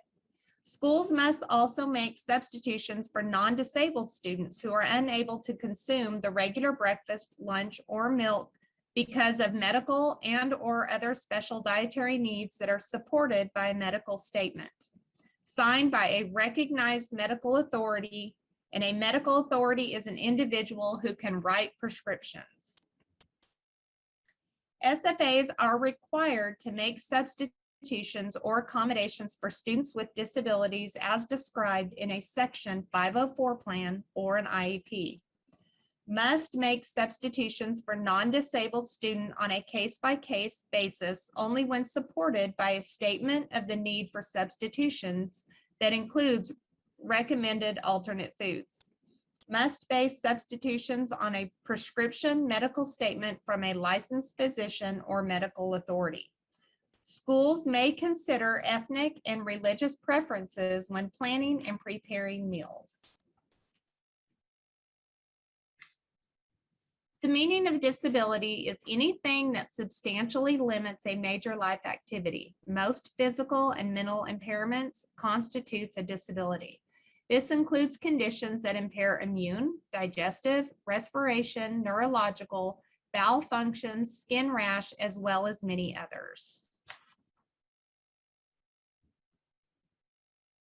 This memo is in the other documents and cards if you need a reference. It will give general information on accommodating these disabilities. The menu planner may offer the grains component in one or more different food items. If offered in two or more food items, food service staff and students through training and signage must know what choices constitute a reimbursable breakfast.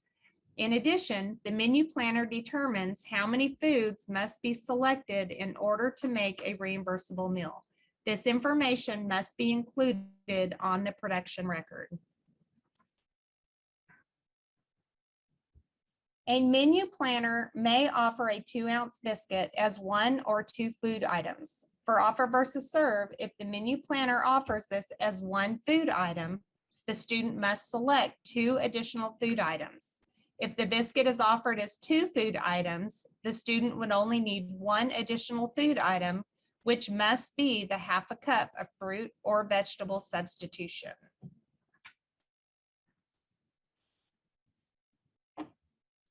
There is no separate requirement to offer the meat alternate component in the breakfast meal pattern. However, menu planners have 2 options for including meat alternate in breakfast.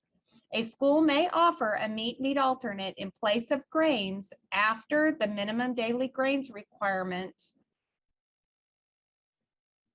is offered or served as an extra. Keep in mind the calorie limits and other nutrient limits.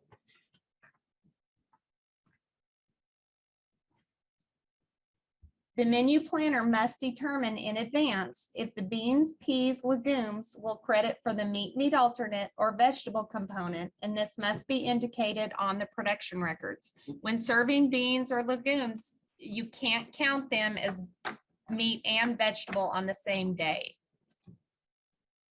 Smoothies.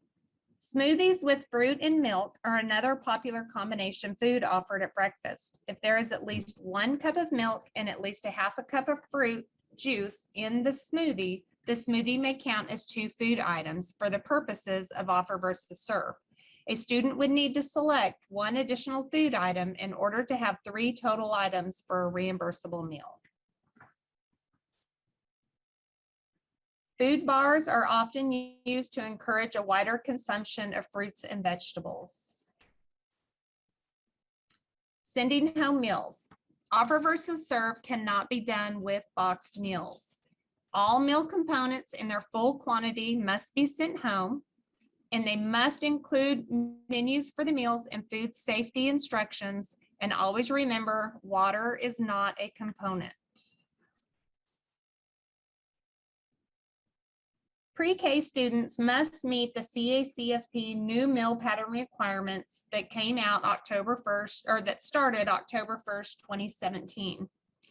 On April 25th, 2016, the U.S. Department of Agriculture's Food and Nutrition Service published the final rule, Child and Adult Care Food Programs, meal pattern revisions related to the Healthy Hunger Free Kids Act of 2010, 81 FR 24348, to in part update the CACFP meal pattern requirements in 7 CFR 226.20 and the meal pattern requirements for preschoolers in the school meal programs under 7 CFR 210.10 and 220.8.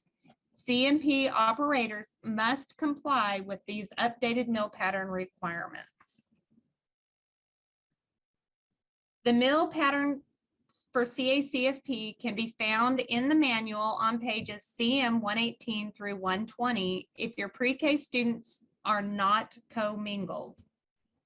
You only have to use this CACFP pattern if your pre-K eats by themselves. If they are included in kindergarten or any other grades, you can feed them the NSLP meal patterns.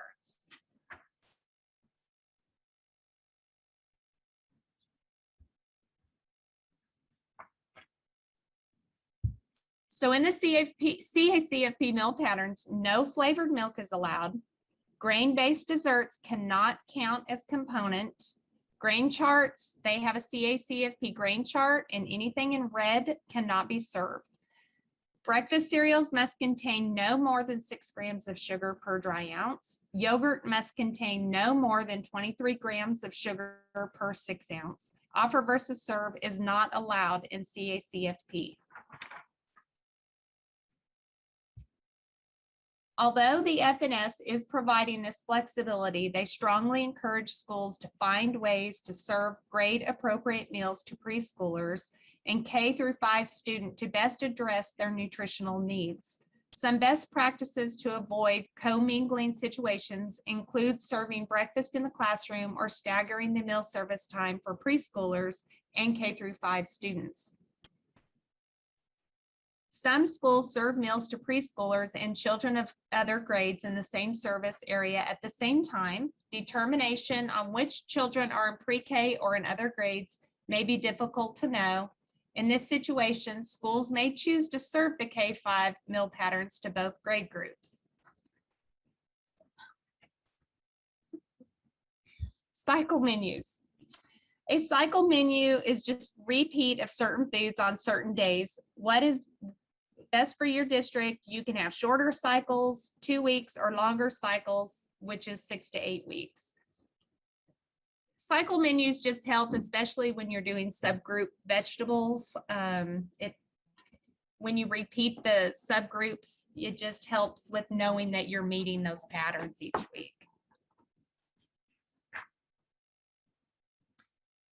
They save time and money. It helps in pre-costing of menus, improves forecasting accuracy of weekly food orders, streamlines inventory control, stabilizes employee work schedules, and it simplifies recognition of a reimbursable meal at the point of service. Okay, so additional requirements. Okay, so always remember, students cannot be forced to take a tray. They can be encouraged, but they cannot be forced to take a tray if they do not want one. Some signage that you need to have in your cafeteria. If you are offer versus serve, you need to make sure that you have the offer versus serve signs for breakfast and lunch hanging in your cafeteria, and your civil rights poster, make sure it's visible to the public. Here's what the offer versus serve sign looks for lunch. Make sure that it is in a place where all kids can see it when they come in, at the beginning of the food service line. And here's a copy of the breakfast meal plan.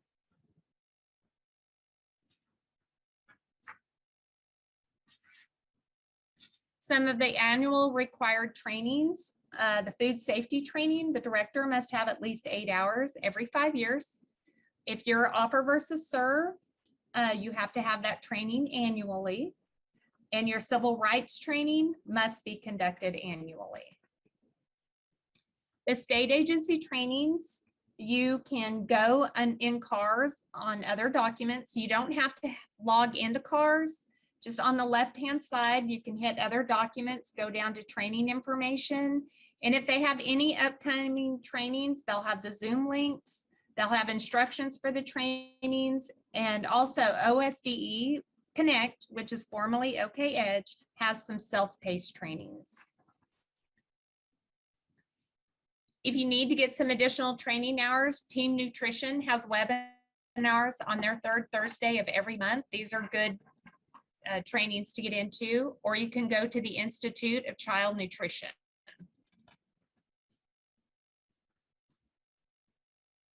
Sanitation and food safety. Local, county, and state standards must be followed. Each school should have 2 health inspections per year, although we know it's been very hard with COVID to try to get your health inspections. So the best thing to do for that, if you haven't had one in a while, is contact your health department. You can email them. You can call them. Just make sure if you email them, print that email out, and that just shows us that you did at least try to request a visit. Or if you make a phone call, document the day and time of the phone call that was made where you requested the visit. Each school site must have a written food safety plan and be implemented as written per site. The HACCP plan must include standard operating procedures. If the school district has more than one eating site, the same HACCP plan may be used at the additional sites. If you have a site that eats at that facility and another site that satellites food, they will need separate HACCP plans. The HACCP plan must state exactly what the school site is doing in the kitchen. If your HACCP plan states one thing and you are doing another, this will be a finding in your review. So for example, if your HACCP states you're keeping a temperature log, make sure that is your normal practice. If your HACCP plan says you are keeping your temperatures on the production records, make sure that is what you are doing. For any school district that currently does not have a required HACCP plan, you may find one on the website. You may find a sample HACCP plan on the website. USDA foods. The commodities you receive help supplement your program. By carefully ordering these in the spring, the commodities are ran through the Oklahoma Department of Human Services. The phone number and websites are on the screen. What the SDE looks at is, did you maintain the freezer refrigerator logs, the perpetual inventory, and that you are utilizing your commodities. The DHS will conduct their own reviews of the commodity program. So when we come out, we will look at your commodity book to make sure you're keeping your perpetual inventory current. We'll also look at your temperature logs. Purchased goods inventory. Because FSAs must account for all revenues and expenditures, the cost of food used must be determined. The cost of food equals value of beginning inventory plus purchased foods during a specific period minus the ending inventory. Having an inventory can be helpful in maintaining an efficient food service operation. It reflects food costs. It can help with purchasing to know what is on hand and what is needed. It lets an SFA know if they may have an issue with theft outside the SFA or inside. Will be needed if you have a disaster in your building. The insurance will need to know what was there if it was destroyed. Then when figuring financial reports, the inventory is necessary to know what you spent during the year on food. But not only will you want to keep a food inventory, you need to keep supplies as well. And there is an inventory interactive form on CARS if this will help. So other programs. If your district has an administrative procurement review, the state auditors may request all the information the consultants looked at during the offsite and onsite reviews. So you may be required to scan and send to the auditor's office upon request. We do not have all the details as of this time, but want to make districts aware that their information may be requested.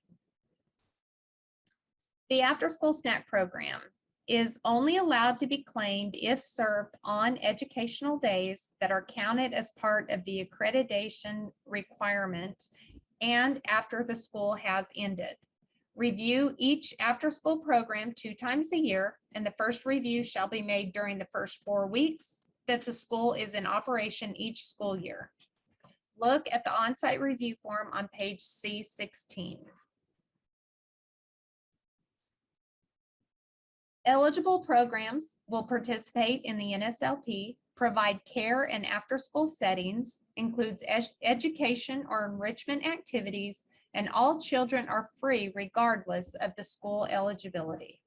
Eligible programs are on C7, must participate in the NSLP, provide after-school care, regular scheduled activity, educational or enrichment activities. Snacks start on page C7 to C16.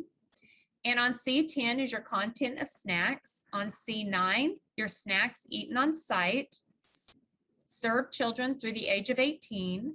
Your record keeping. On C9 and C11 is your attendance and meal counts. On C9, C10, and C13, you can find your food production records. And on the on-site reviews are on C9 and C16. Here's your after-school snack program meal requirements. These meal patterns are only used for the after-school snack program. And these meal patterns have not changed. Schools may use the NSLP grains chart or the CACFP bread grain chart.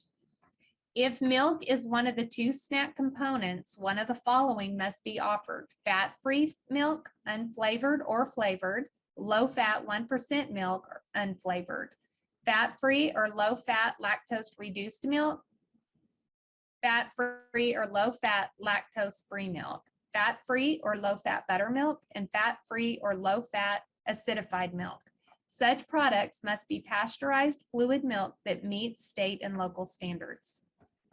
An equivalent quantity of any combination of vegetables, fruits, and juice. An equivalent quantity of any combination of bread alternate, either volume or weight, whichever is less, or an equivalent quantity of any combination of meat alternate. Beans may be used as the meat alternate or as part of the vegetable fruit, but not as both components in the same meal. Tree nuts and seeds that may be used as meat alternates are listed in program guidance. Juice may not be served when milk is served as the only other components.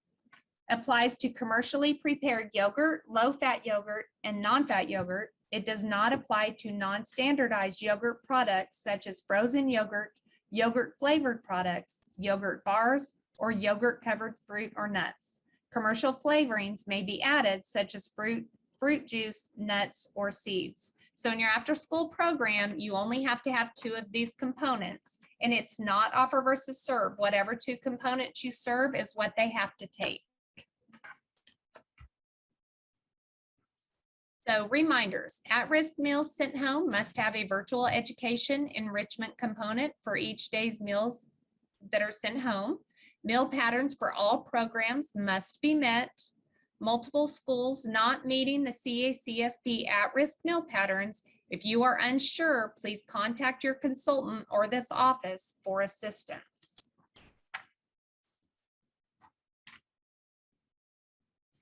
Here is just the Cooking for Kids. This is a great program. So the website for Cooking for Kids is www.cookingforkids.gov. And this is a great way to get ideas and maybe something new for you guys to try out in your kitchen for your kids. So we are finished early. I know you guys are probably happy. You can get on with your day. But we will stay on here for just a couple minutes and we will check the chat if there's any questions and we'll try to get those answered. So thank you for coming on.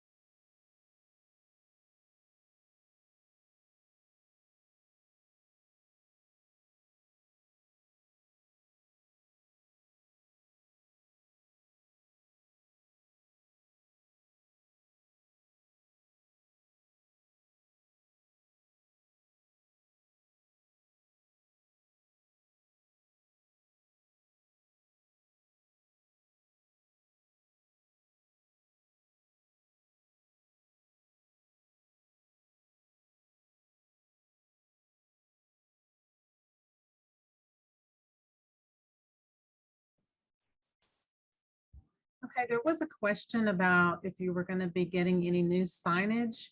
You can go to USDA's website, and I'm told that they have a lot of free signage that you could get. You might also try the Institute of Child Nutrition. They may have some things as well.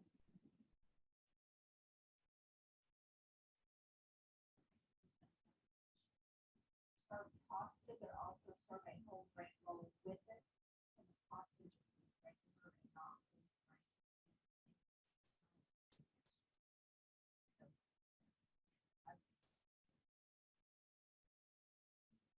Okay, so I think the question was if you serve a whole grain bread item and then you serve a pasta that is not whole grain, can it be an extra? As long as you're serving whole grain rich in at least the minimum quantity required, then yes, the pasta could just be extra.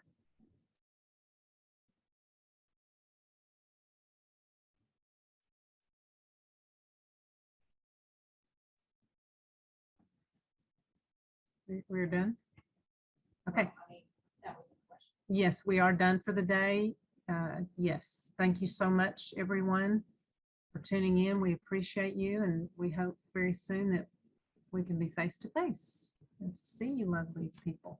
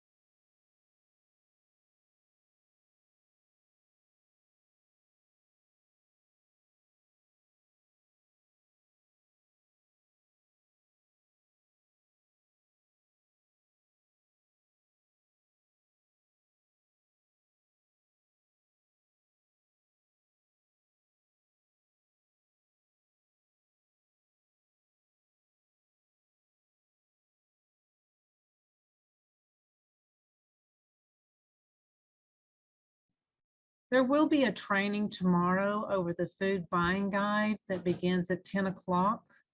I think from 10 to 12. At 1. Okay, and then there's a production record training tomorrow as well at 1 o'clock. And it's for 1 hour.